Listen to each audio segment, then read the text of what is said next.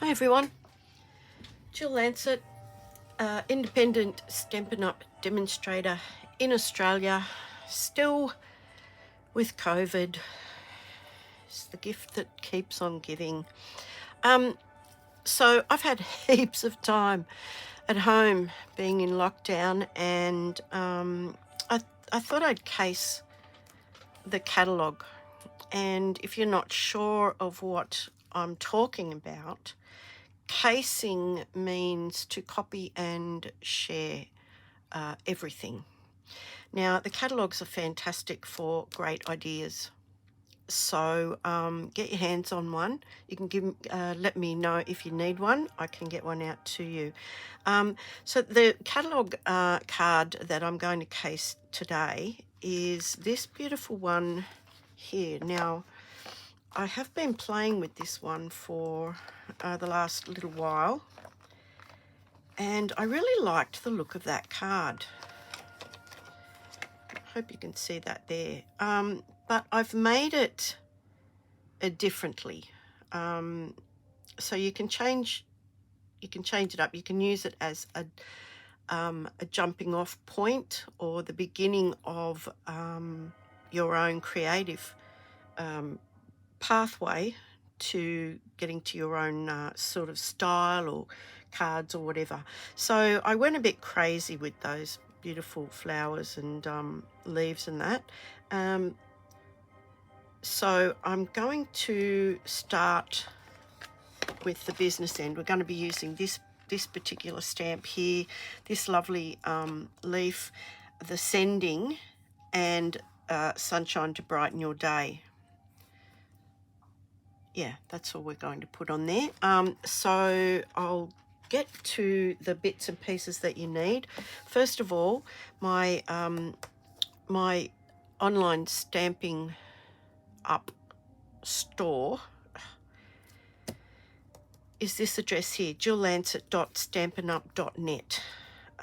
This is the current host code. It's good till the 31st of May this year, 2022.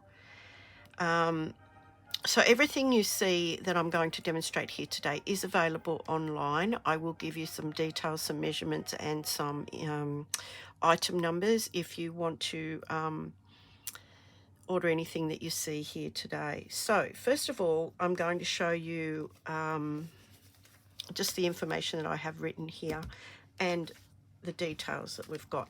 We're using this stamp set, as I said, Sending Smiles. It's a photopolymer stamp, and it does have coordinating dies, which is really great because I hate fussy cutting. You know, it's a bit fiddly. I'm getting older. Less patience, less dexterity. So yeah, dies are a great thing. So first of all, we need a card base. Now this is the normal size that we have. This is half of an A4. It's cut at 14.85, and it's scored at 10.5. So this measurement here is 14.85. This is 10.5, and the whole measurement of half an A4 is 21 centimeters. That's how we get 10.5 to score and crease our cards. So we need a card. So we're going to make it this way. We're going to make it a horizontal card today. The next piece we need is this piece of Saffron. Saffron is a really muted yellow. It's not a bright yellow, but I really like this colour. It's 14.3 by 10 centimetres. It's going on the card like that. And then we need this white, basic white panel, which is 13.8 by 9.5 centimetres. And this is what we're going to stamp on. Oh, we do also need some scrap of white, which I'll get in a sec. But, excuse me,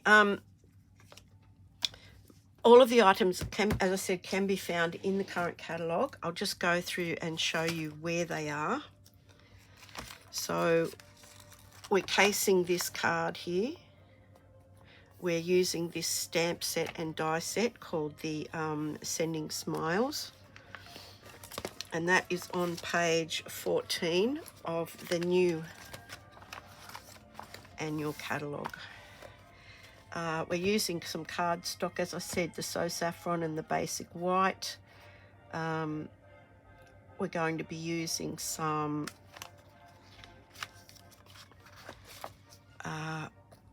sponge daubers. Now these fit over your fingers. They're really fun. They're here on page 128. I'll let you have a screenshot of this information that I have written down, which has got everything in it in just a tick. And we're also using these beautiful brushed brass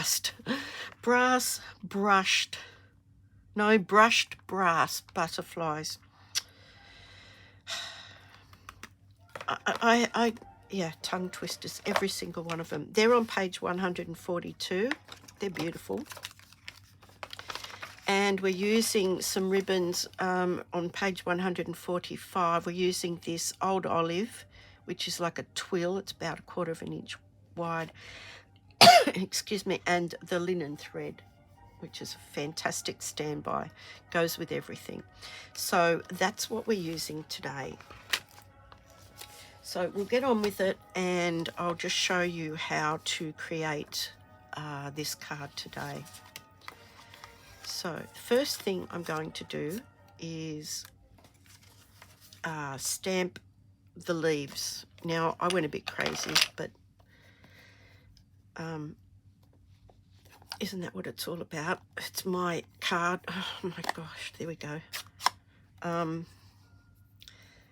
So the first leaves we're going to use are these really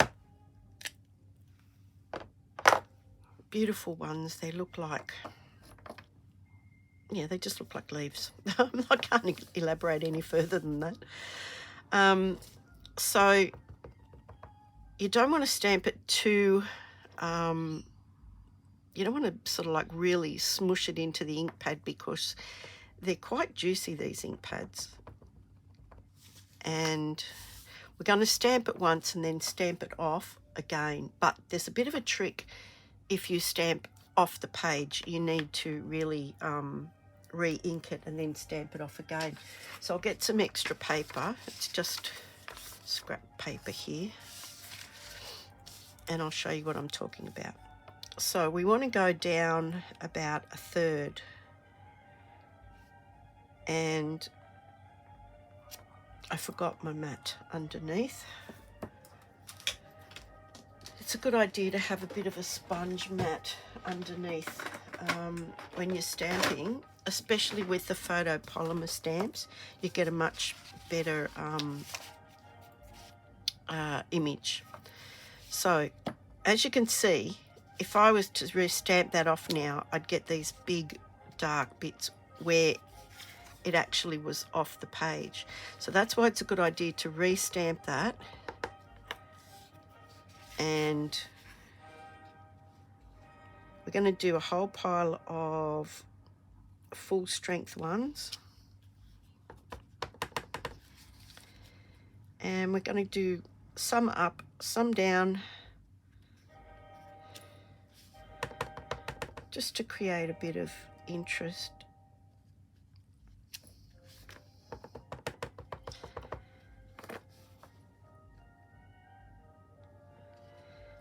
And I'm a green person, so yeah, it's not a hardship for me to do a lot of green, because I really like greens. You may or may not have already noticed that in a lot of my things. Okay, so we've got that row of full strength. So now we're going to stamp off, and we're going to stamp like a second row behind us, behind the first row.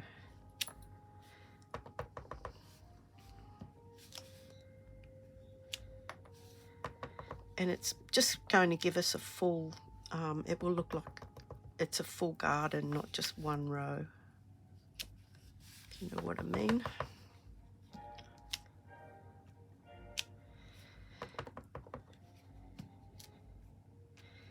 And this just creates a bit of depth rather than it just being like a one-dimensional image. So it's handy to know this technique.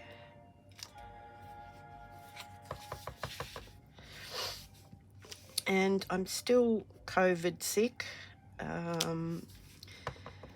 It's not a very nice thing. It is like a case of the flu. Fortunately, I've had 3 boosters, the 3 injections. Probably due for my 4th in a few weeks' time. I've also had the flu shot. So thankfully, I'm hoping that this was just a mild case of COVID. So now we've got this image here. And I'm just going to clean this using my Stamp and Chamois, which looks a bit grubby, but it's only stained. And that's just water. So I can put the green away out of harm's way, i.e. my way. Now, the second lot of stamping we're going to do is using the sponge daubers. Now, this is a really good way to create some colour variation in your stamping. So I'm going to show you what I'm going to do here. I'm just going to use the yellow, So Saffron, and I'm just colouring the whole stamp. Then I'm going to get some Flirty Flamingo, and I'm going to go from the bottom up. And I'm just touching areas, and I'm going to stamp it on here so you can see what it looks like. So you can see the 2 different colours, and they've kind of blended. So I'm going to, now that I've stamped that, I'm going to do a 2nd generation stamp. Now it's very, very pale. You can hardly see it, but that's okay because I want it to be in the background. So we'll do that again. Always do your lightest colour first, then your darker colour. Stamp that off very quickly and stamp it. So I'm getting this ghosting effect, this very pale effect, and you'll see why very, very shortly. So I'm just going to continue on. Just talk amongst yourselves if this is boring. But yeah, do them at various heights and try and get a good colour variation. Yeah, of the 2 colours. So always stamping off first because we only want this to be pale.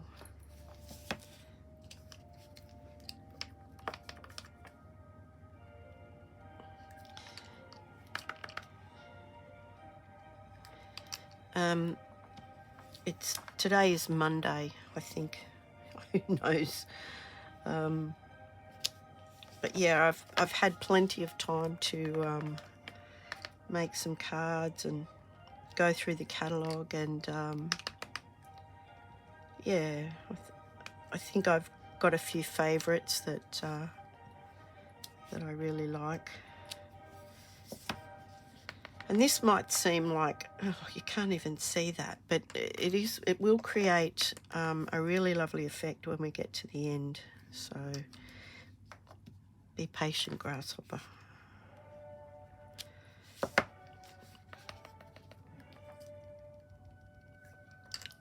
The sponge daubers are really handy to have. Not only can you do this, but you can actually colour with them directly. They are a very handy little item to have in your stash, so it might pay you to invest in some. And all I'm doing is sitting the daubers in the lid of the ink pad, just to sort of keep the desk a bit unscathed, if that's such a word. Okay, so we're nearly finished with these, just a few more.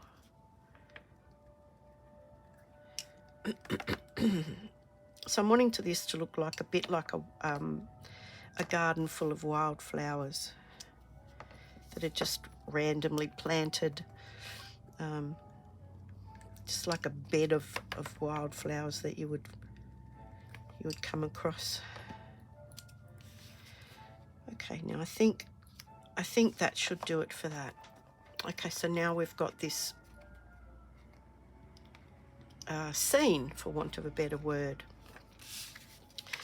Okay, so now I'm just going to give that a clean. Oh no, we need to stamp 5 more of those. So here's our little scrap. So, and we're going to keep these at full strength now, not stamping off. Okay, so full strength. And you'll probably see them much better. And we're going to cut these out with the coordinating dies. So 1,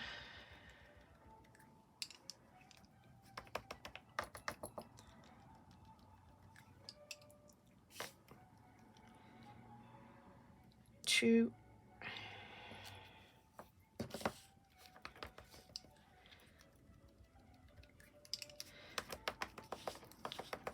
and unless you're very methodical, you probably won't ever get 2 that look exactly the same, colour-wise, that is.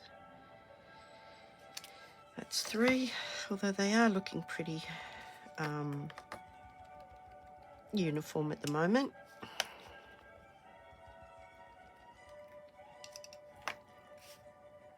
That's 4, and 1 more is 5.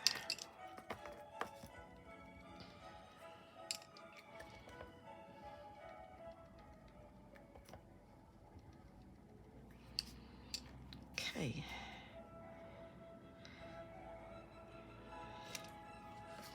There we go. Now the next lot of stamping is going to be the greetings, and I never get anything straight, but I'm chancing this freehand, so wish me luck. But we're doing the same colour variant on this stamp here. So again, lighter colour first, and I want to go down halfway, and it doesn't matter if I overlap them. So I'm just putting some Saffron on the stamp. Possibly can or can't see that. It's a bit tricky. So now I'm coming in with the Flirty Flamingo, and I'm going from the bottom up. So, yep, exactly the same method. And what you get with this is a very beautiful two-toned message. So now I'm just going to pop this on here. Just mind if my head's in the way, sorry about that, but I need to see what I'm doing. Okay. So just a bit of pressure, give that a few seconds to absorb into the paper.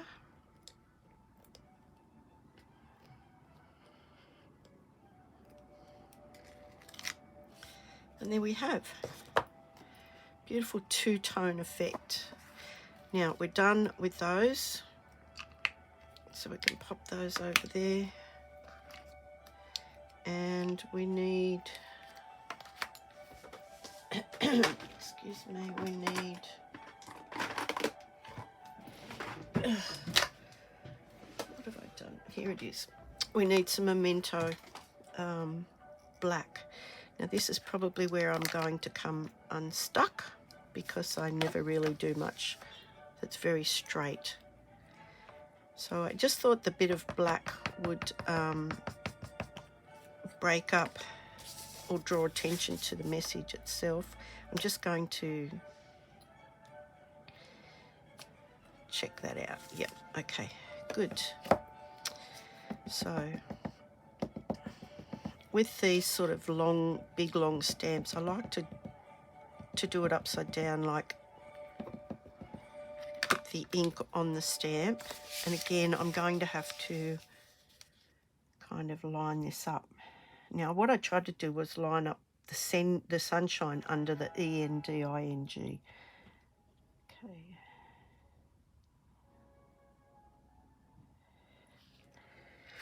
Okay, I did hold my breath then.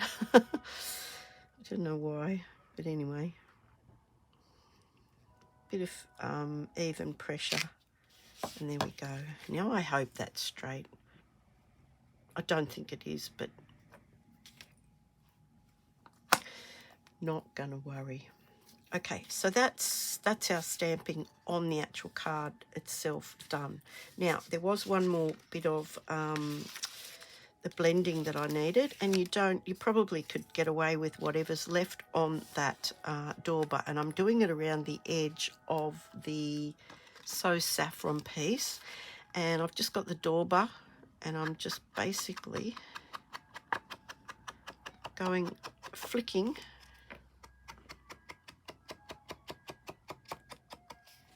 around the edge. Because we've got the two-tone effect on the flowers and on the greeting, I thought that would just be a nice touch. So this is my version of the card that's in the catalogue. And it is called Casing. So there we go, and then sometimes I just go like that just to make sure that I've gotten all of the edges. And there we go. So it's now created this little two-tone effect here. So all the stamping is done. Did I clean that one? No. Okay. Now this is really good, this Simply Chamois. As I said, it's just water. Just water, and every now and again I'll go and wash that out and just rinse it, keep rinsing it till it runs clear, and that's clean. Now our little flowers, hang on, where's the die gone, she says. Here it is, right here. Excuse me. So now this will actually go through the mini stamp and emboss, stamp and cut and emboss machine. Dear, oh dear. I have named it Bertha because that is just way too long. So you need your white base and a cutting plate and a top plate. So I'm just going to show you how I set this up. Okay, so I use tape. I am terrible at getting things to stay straight, to line up, and stuff like that. So I just use a bit of this reusable tape. You can use washi tape, whatever you like. You can use Post-it note, but I like this because it sort of tends to last a bit longer. In other words, I can keep reusing it for several times. Now this thing is very easy to cut with. It's a bit tricky when the table topping moves around, but other than that, it's very easy to use, and it cuts out beautifully. So there's one. I'm just going to pop that there. And it's quite easy to line up. This Stampin' Up dies go to the edge of the image. And by that I mean when you can see that it's just coming up to the edge of the image, like there, you're in the right spot. Okay. Now we're going to cut out all 5 of these. I'm sorry I didn't prep them first, but it really doesn't take that long. Just make sure I covered that one, yeah.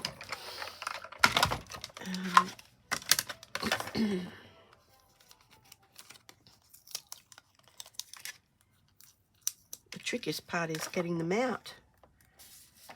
So line this one up again. And you can see where the outline actually goes around it. So it's actually quite easy to line up. Some are easier than others, but this one's not too bad.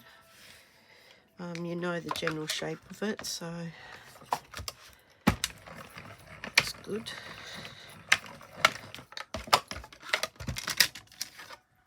And your plates do tend to warp. It's a great idea to sort of turn them around. So now I will turn this one this way, and the top one I will also turn around.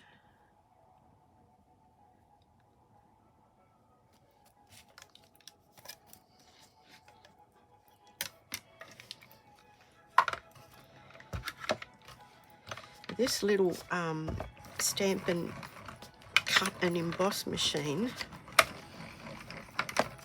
is really, really good in as far as it's very, very portable.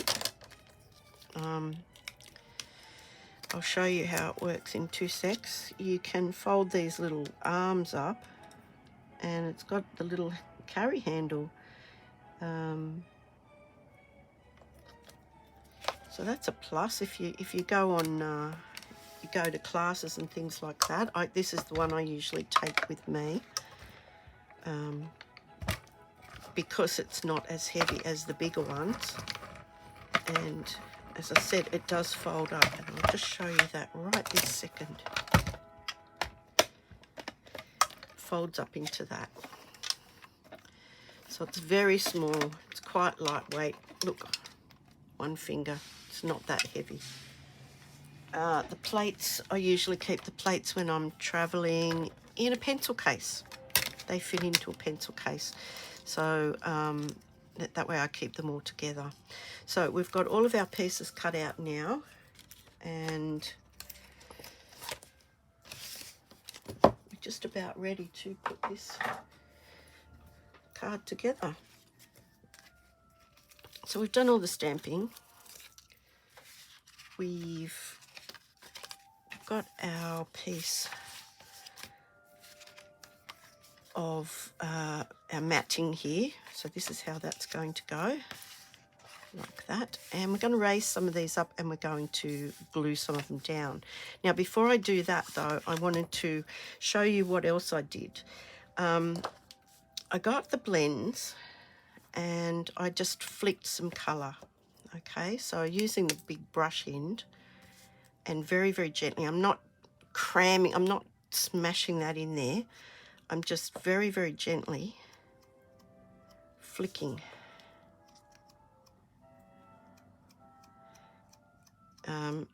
Just flicking colour all over where the green is. Like I'm concentrating that on there, and then just a few around the top of the card. Okay, so that's the green. Then I got some Saffron, and it's the light. That was the light. This is the light Saffron. I'm going to do the same thing, but I'm going to concentrate that across this part here, because the top of the flowers was yellow. So I'm going to do the top half of this. And you might even go, yep, can't even see that, but I'll hold that up in 2 seconds.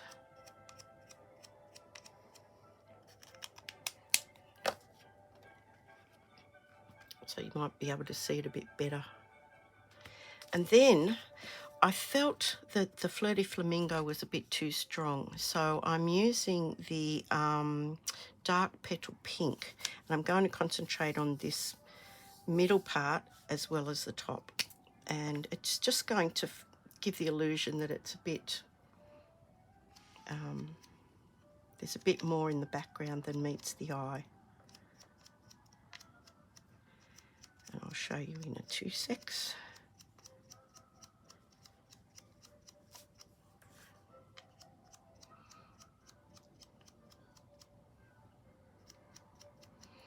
I mean, you don't have to put this pit on, but I like it. So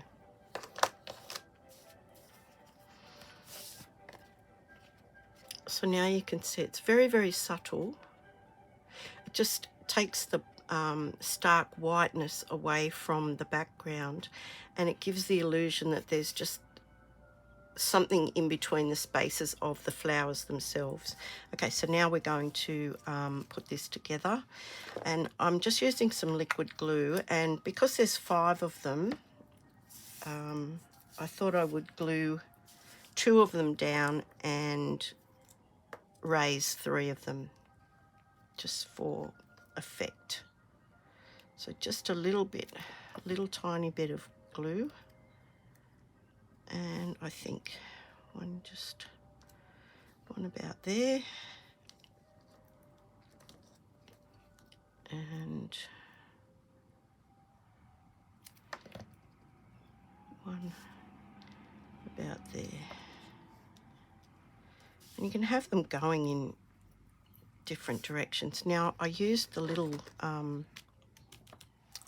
Stampin' Dimensionals on the back of these because they're really not that big. So, and I used 2, like each of them about 1/3 of the way along. This tool is the best thing since sliced bread, because it picks these things up quickly. Not only does it pick them up quickly, but it takes the backs off them quite quickly too. And I usually just stab them and lift them off.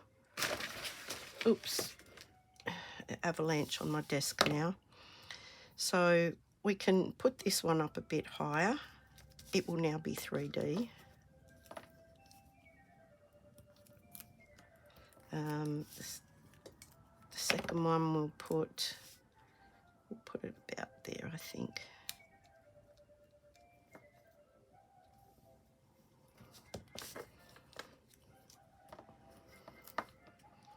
And I'm basing this on the chaos theory. Yeah, the randomness of it all. Done. So now we've got 2 that are glued flat. So we've got this illusion of 3 different depths. We've got this one here, which is out, this one here, which is just a little midway, and then whatever's happening in the background. And you can make out some of the flowers, but the rest of it is kind of like very, dare I say, Monet. I said it, Monet. Okay, so now we need some ribbon, and I got the 2 ribbons. This one here is a very beautiful, it's Old Olive, it's twill. It's very, very soft. So what I thought I'd do is just cut off a length of it. This is what I like to do, cut off a length using some of the Stampin' Seal Plus, which I'm actually still using fast fuse because I had so much of it. And I usually just put a bit on the back of it. Now you can use your grid paper and measure up where you want that to go. So I think I want that to go about, yep, I think I want it to go about there. So we'll put it about there. Have a look at the front of it. Yep, that looks pretty good to me. So using my grid paper, I've gone up to 2. So if I take this one across here, measure it on that same line, and I'm apologising if I'm speaking quietly, but I do have COVID, and you've got no idea how tired your body is. My husband and I were just remarking that the simple act of having a shower exhausted me this morning, and he unpacked the dishwasher for me and had to have a lay down. So there you go. So now we're going to pop this on there. I like to use my liquid glue. You do get a bit of wiggle room. So you can move it around a little bit if you find that it's not in exactly the right spot. But I usually go from this side, and I usually put it so that that border, and that border all look roughly the same. And then it's generally in the right spot if you've cut it correctly. Yeah, the measurements are generally in the right spot. But you do have this bit of slippage. I think it's really called slippage or wiggle room. So there we go there. And now that's going onto our card base. Again, I'm using the liquid glue. And make sure your card is facing the right way. And the border is roughly around about the same, roughly about the same length all the way around. And there is a little piece of glue seeping out of there, so we'll just get rid of that. Okay, now that is pretty much the basis of our card. So I wanted to make a bow. So usually I do the old rabbit ears. It makes an upside down bow. I use it straight from the spool. You don't really waste a terrible lot because you're really only cutting off this one end. But yeah, so there we go. That looks about good to me. You can adjust that, chop it. And then what I did was I made another little bow using our linen thread, and I tied it on there with the linen thread. So when I find the end, which I don't know if that's the end or not. Clearly this is not the roll. Up there it is. Okay.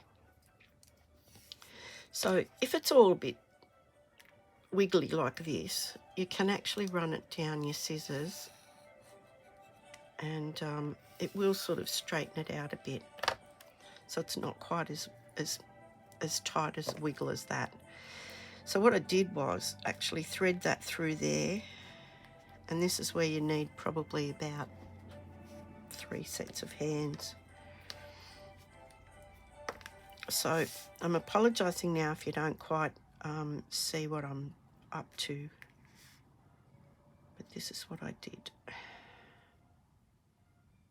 Okay. So I just tied a normal knot.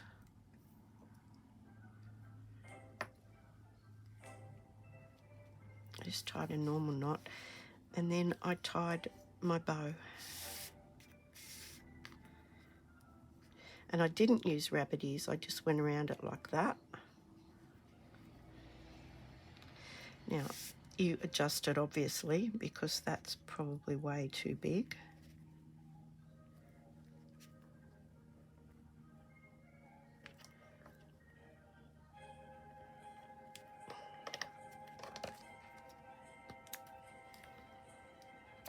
And then I get my little glue dot, and I bought this dispenser from, I think it might have been Spotlight here in Australia. So normally, see the little glue dot on the end there? I just pop that under there where I want it to stay, and give it a good old press. Using this, I can peel that off and then make sure it is exactly where I want it before I press down. There we go. So just trim off the ribbon just a little.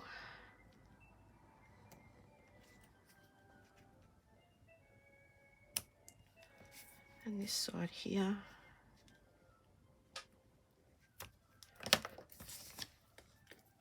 And the last little thing is our butterfly. I used the large one. You can use more than one if you wish, but there seemed to be a lot going on in this card. So, yep, I just put him about there. And then we have this beautiful little card that started out from an inspiration from the catalogue. And this is the great thing about you interpreting your own style, sense of style. Looks nothing like it, but that was the inspiration. So yeah, you can use these as a springboard. Like you might see that one and go, well, I don't like the background. Well, okay, I'll try it without the background. But I just think that's a nice little card. Not a lot of supplies, stamps, ink, paper, a little bit of ribbon and one little butterfly. Excuse me. But I want to show you that what we have now in the new catalogue as well. I didn't write it down. Page 119. Page 119. And I just think this is a lovely idea for when you're creating your cards. Sorry, I think I just tipped the camera upside down. It's this set called Limited Edition here. And they're great. You can put them on the back of your card. Now, Stampin' Up! Does have an angel policy whereby if you're selling your cards, you need to put the copyright mark on the back of the card somewhere. But this one incorporates that with these other beautiful designs. So I'm going to use that one there, hand stamped, because I stamped this by hand, this card. So I'm going to put that on the back. Now, normally you would probably do this before you made your card, but all you have to do is open your card out, pop it down flat, and this is these are the cling stamps, so they're the red rubber, and I'm going to do it in the black, just for added impact. Now, I don't think I've stamped with this one before yet, so I'm just going to stamp that off and just see what it looks like. See how it turns out. So if I stamp it a few more times, when you get your new stamps, sometimes they don't stamp perfectly first time. So I usually just do this. I just stamp it a few times, and before I actually stamp it on my project. So that's it. That's good enough for me. It's going on the back now. And this is where this grid paper comes in really handy. If I wanted to find the center of the card, of the back of the card, I just line this up. The 0 is the center. So if I line these both up 7.5 or thereabouts, 0 is the center of the card. So good luck. I'm doing this upside down and not in view, so we shall see. We shall see. So I'm just giving that a good couple of seconds to connect. There we go. Not straight, but guess what? Hand stamped. So you can sign that if you wanted to. So I could sign that.